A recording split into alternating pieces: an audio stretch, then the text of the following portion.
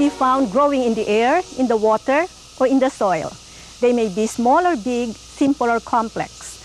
But, like all living organisms, they have unique ways of adapting to the environment in which they live. This environment may include extremes of temperature, humidity, availability of sunlight and water, and soil conditions. Plants, including their seeds or spores, must be able to adapt to the environment. Successful adaptation allows surviving species to pass on their genes to succeeding generations. Those plants that are best adapted to their environment become the dominant species in an area. Generally, plants absorb water and dissolve nutrients through the roots. The stems support the leaves, which are vital sites of photosynthesis. Photosynthesis is a complex process whereby light energy from the sun is converted to chemical energy stored in the food molecule. And yet, strangely, some plants have no need for leaves. Could it be because of their habitat?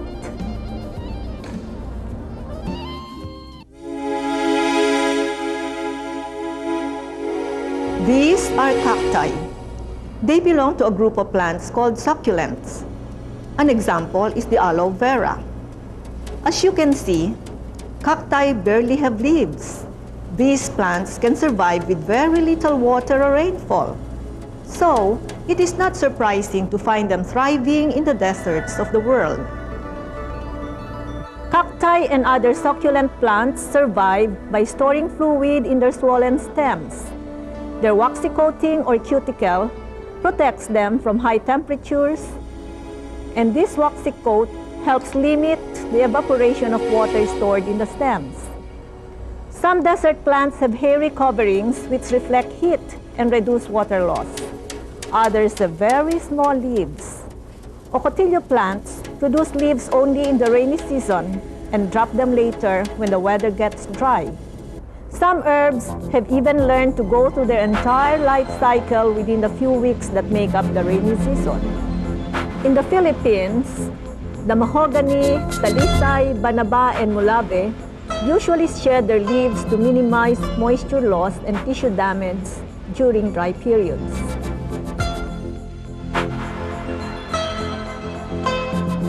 Mountains are unique habitats because they create climates of their own. At the top of the mountains, the highest stratum of the earth, the temperatures are cold. This is because with every 350 meters of altitude, the temperature decreases by as much as 2 degrees Celsius. And because their slopes are exposed all year round to strong gusts of wind, only very specialized plants grow on the upper slopes of the mountains. Here, the trees are short, with widely spread, low-hanging branches that can withstand mountain winds. Their long roots anchor them securely to the sloping ground and help them draw water from the rocky soil. Oak and the local lucini and igem are examples of trees found in this area. Below this stratum, the humidity of the air is still high and the soil is always moist.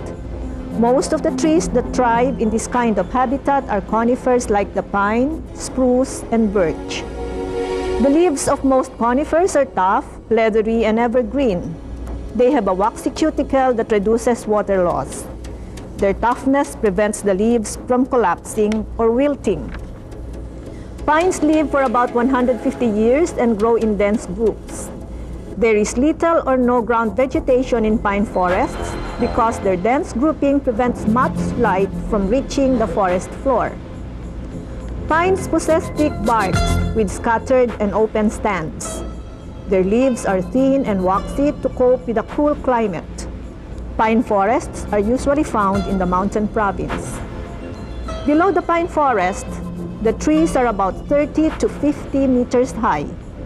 Their crowns are closed, and the forest canopy has a very uneven surface where the crowns of the largest trees protrude like gigantic green cauliflowers.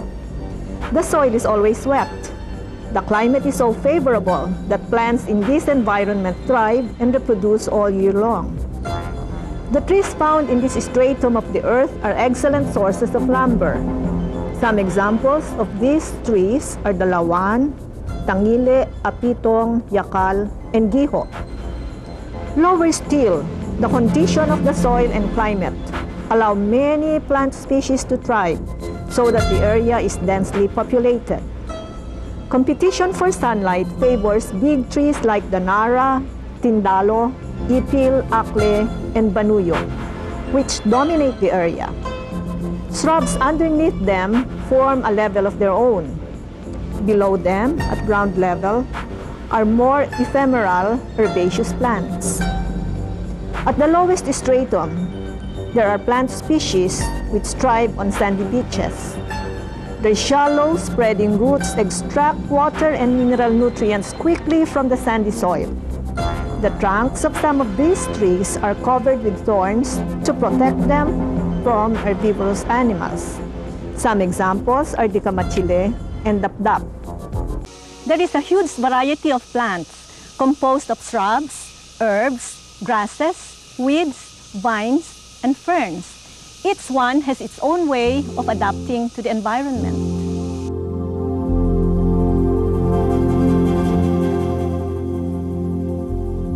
Shrubs grow in many shapes and sizes, ranging from climbing varieties to small trees. Some creep along the ground, branching out just beneath the surface or from a central trunk. These shrubs generally thrive in hot, humid environments and can usually tolerate wide variations in rainfall. Among the grasses, one familiar species is the bamboo. Bamboos are classified as grasses, but unlike most grasses, they may tower to heights of up to 36 meters. They are usually found in subtropical and mildly temperate regions. The dense matted roots of the bamboo trap moisture. It also makes it difficult for other plant species to establish themselves beside it. Other grasses are found on shallow soil, overlying rocks such as limestone. The extensive, narrow leaves and fibrous roots means that grasses are well adapted to areas that experience droughts. Vines, on the other hand, favor dense jungle habitats. They don't need stems that are strong enough to be self-supporting, preferring instead to use their food and energy for climbing other plants. Climbers redirect some of this energy into tendrils, which assist them in climbing up their vital supporters. Climbing is the method they employ to reach sunlight for photosynthesis. The energy saved by climbing can be used to grow faster, farther, and higher than their neighboring plants, allowing them to stay in the light and gain even more energy.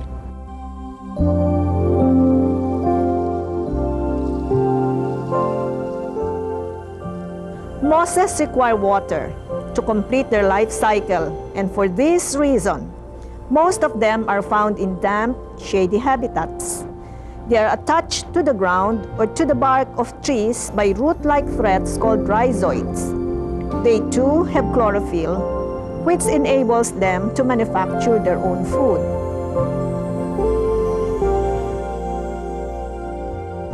Yet another group of plants have adapted to either of two habitats.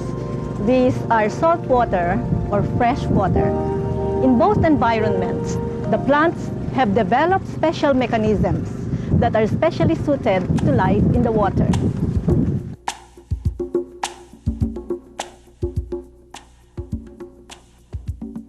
Saltwater areas include shorelines and salt marshes where mangrove plants abound.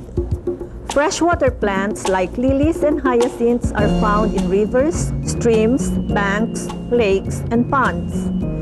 Both are subjected to permanent immersion or frequent flooding, strong winds and water movements, and muddy soil conditions which few other plants can tolerate.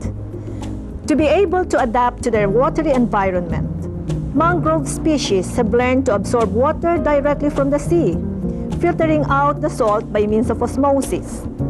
Their succulent leaves retain water and excrete the salt, which is then washed away whenever it rains.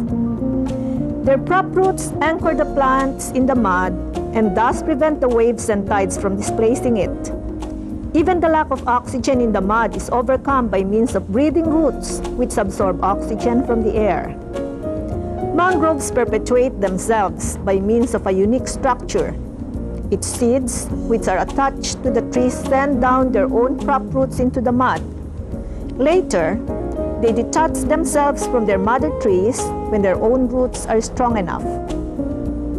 Freshwater plants are specially adapted to avoid damage by swamping. Many have water-repellent cuticles on the upper surfaces of their floating leaves, which reduce water loss from evaporation. Many aquatic plants have several types of leaves to cope with their watery conditions.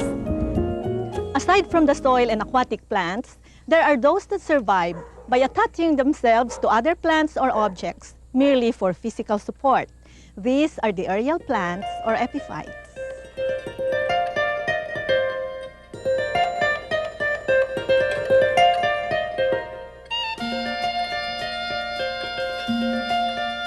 The orchid family produces the world's most fascinating and most sought-after flowers.